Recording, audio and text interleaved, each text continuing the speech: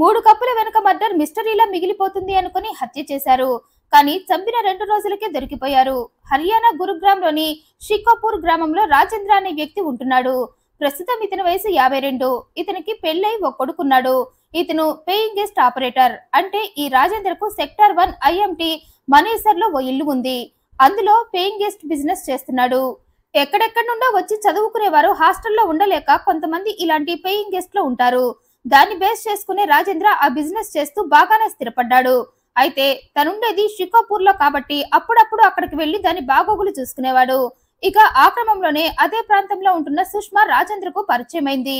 ఈ సుష్మా వయసు 42 ఏళ్లు. ఇక ఈ సుష్మా విషయానికి వస్తే ఈమె షట్టరింగ్ వ్యాపారం చేసేది. అందుకోసం ఇద్దరిని పెట్టుకుంది. అందులో ఒకడు అనిల్, మరొక ఆమె సీమ. ఈ ముగ్గురు కలిసి వ్యాపారం చేసేవారు.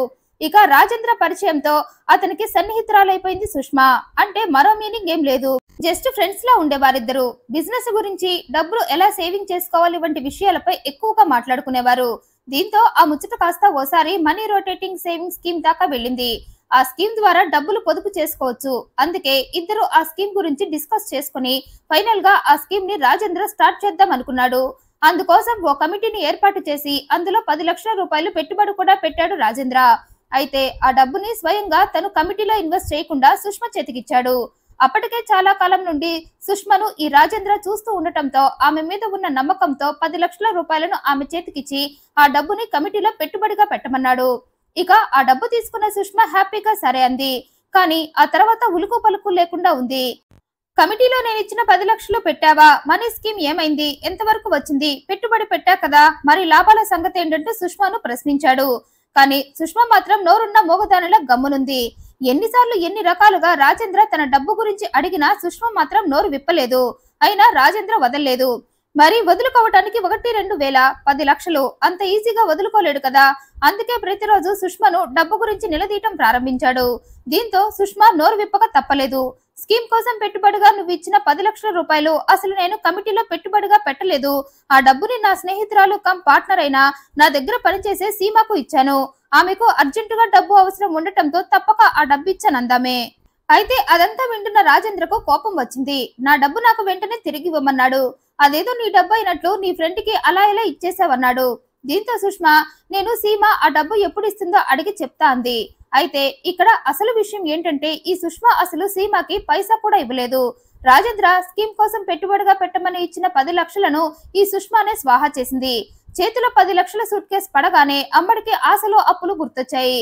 అందుకే వాటిని బిందాస్ గా తన పర్సనల్ విషయాల కోసం ఖర్చు పెట్టేసింది. రాజేంద్ర ఆ డబ్బు విషయం అడిగితే ఏదో ఒకటి చెప్పి మేనేజ్ చేద్దాంలే అనుకుంది. మరి సుష్మ తనని చూసుకునే తనకా ధైర్యం అనుకుంటా. ఎందుకంటే ఆడదంటే ఆయుష్ పోసేదే కాదు, ఆయుష్ తీసేది కూడా అనేలా ఉండేది ఆమె మనస్తత్వం. అందుకే ముందు వెనక ఆలోచించకుండా 10 లక్షలను 10 రోజుల్లో ఖర్చు పెట్టేసింది. అయితే రాజేంద్ర మాత్రం తను అనుకున్నట్లుగా సైలెంట్ గా ఉండలేదు. ప్రతిక్షణం తన డబ్బు ఏమైందో చెప్పమంటూ సుష్మాని ఒత్తిడి చేయటంతో సుష్మా డ్రామాకి తెరతీసి సీమాని అందులో రంగప్రవేశం చేయించింది. రాజేంద్ర డబ్బు కోసం ఒత్తిడి చేస్తుంటే ఇక ఏదోలా రాజేంద్ర నుండి తప్పించుకోవాలని ఆ డబ్బుని తను సీమాకు ఇచ్చాను అనటంతో అప్పటి నుండి రాజేంద్ర సీమాని అడిగి తన డబ్బు తనకు రిటర్న్ చేయమని ఇంకా ఒత్తిడి చేయటం ప్రారంభించాడు. దీంతో సుష్మకు విసుగొచ్చింది. ఇక అప్పుడే తనలో ఉన్న నేరస్తురాలిని నిద్రలేపింది.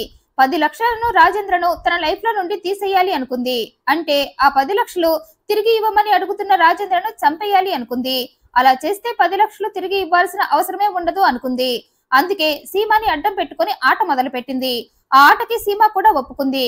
కారణం 50,000 రూపాయలు సీమాకి ఇస్తానని ఆశ పెట్టింది సుష్మ. రాజేంద్రను చంపటంలో తనకు సాయం చేస్తే నీకు 50,000 రూపాయలు ఇస్తానంది. అట్నుంచోటే తన దగ్గర పనిచేసే అనిల్ తో కూడా డీల్ మాట్లాడుకుంది. రాజేంద్ర చీటీ చింపేయటంలో తనకు హెల్ప్ చేయమనటంతో డబ్బుకి కకృతిపడి ఇద్దరు ఆ పనికి ఒప్పుకున్నారు. దీంతో సుష్మ రాజేంద్ర చావుకి పక్కా ప్లాన్ రెడీ చేసింది. అయితే సుష్మ ప్లాన్ తెలియక రాజేంద్ర పదే పదే సుష్మకి ఫోన్ చేస్తూ నా డబ్బు సంగతి ఏంటి, నీ ఫ్రెండ్ నుండి తీసుకొని ఎప్పుడు ఇస్తావంటూ ఒత్తిడి చేస్తూ చివరికి నేనే నీ ఫ్రెండ్ సీమాతో డైరెక్ట్ గా మాట్లాడి తేల్చుకుంటానన్నాడు. అది విన్న సుష్మ ఇదే రాజేంద్రని చంపడానికి కరెక్ట్ టైం అనుకుంది. అందుకే రాజేంద్ర సీమాని కలవాలి అని అడగగానే నేను అదే అనుకుంటున్నా, మీరే డైరెక్ట్ గా వచ్చి సీమాతో మాట్లాడి తేల్చుకోండి అంది.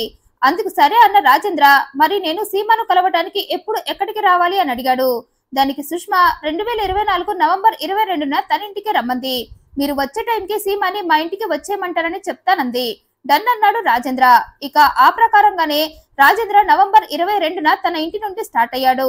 అయితే ఇంట్లో వాళ్ళంతా ఎక్కడికి అని అడగటంతో మనేసర్లోని పేయింగ్ గెస్ట్ పనులు చూద్దామని వెళ్తున్నా అని చెప్పి తన కారులో షికాపూర్ నుండి మనేసర్ వెళ్లి అక్కడ ఉన్న సుష్మా ఇంటికి వెళ్ళాడు.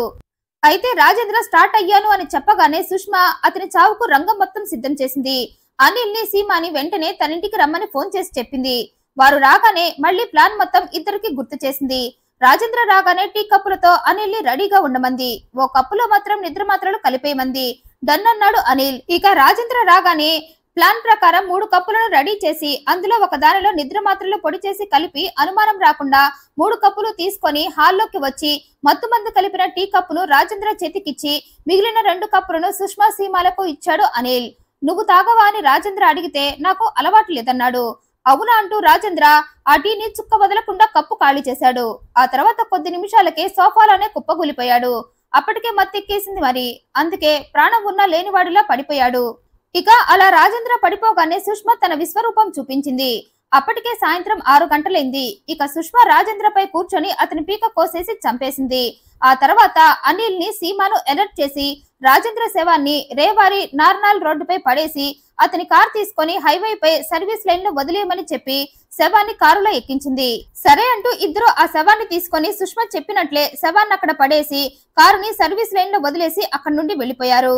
అయితే పోతూ పోతూ తమ ప్లాన్ లో భాగంగానే రాజేంద్ర నోట్లో కూడా తెచ్చుకున్న క్రిమిసంహారక మందుని పోశారు. అలా పోయడానికి కారణం రాజేంద్ర తనంతట తానుగా ఆత్మహత్య చేసుకున్నాడని అందరినీ ఆఖరిని పోలీసులను కూడా నమ్మించాలని అలా చేశారు. ఇదిలా ఉండగా నవంబర్ 22న బయటకు వెళ్లిన రాజేంద్ర నవంబర్ 23కి కూడా రాకపోవడంతో రాజేంద్ర కొడుకు తండ్రి కోసం వెతకటం మొదలుపెట్టాడు. అప్పుడే అతనికి హైవే మీద తండ్రి కారు కనిపించడంతో అక్కడకు వెళ్లాడు.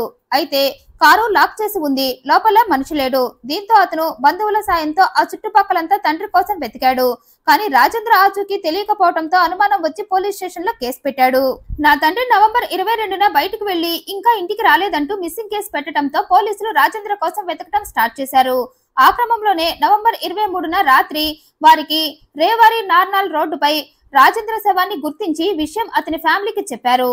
ఇక అతనిది హత్య అని తేలటంతో రాజేంద్రని చంపింది ఎవరా అని ఎంక్వైరీ స్టార్ట్ చేసి రాజేంద్రకు సన్నిహితురాలు పరిచయస్తురాలు సుష్మానే అని, ఈ సుష్మా అనిల్ అనే వ్యక్తితో బాగా క్లోజ్ గా ఉంటుందని ఇద్దరిపై అనుమానం వచ్చి ఇద్దరిని పట్టుకున్నారు. ఇక విచారణలో అసలు స్టోరీ మొత్తం బయటకు వచ్చింది. విచారణలో సుష్మా 10 లక్షల స్టోరీ మొత్తం పోలీసులకు వివరించింది. రాజేంద్ర ఇచ్చిన 10 లక్షలను ఎగ్గొట్టాలనే అతన్ని సీమా అనిల్ సాయంతో చంపేశానంది. ఆ తర్వాత రాజేంద్రది ఆత్మహత్యగా ఉండాలని అతని నోట్లో క్రిమిసంహారక మందు పోసామంది. దీంతో పోలీసులు సీమాతో పాటు టోటల్ గా 3 అరెస్టు చేశారు. ఈ రోజుల్లో ఎవరిని నమ్మటానికి లేదు. ముఖ్యంగా డబ్బు చూస్తే మనుషుల బుద్ధులు దారి తప్పుతాయి. ఆ డబ్బు కోసం ఎలాంటి పాపం చేయటానికైనా రెడీ అయిపోతారు. అందుకే డబ్బు విషయంలో జాగ్రత్తగా ఉండండి. డబ్బు కోసం పుసుకున ప్రాణాలు తీసేస్తున్న సమాజంలో మనం ఉన్నామని గుర్తుంచుకోండి.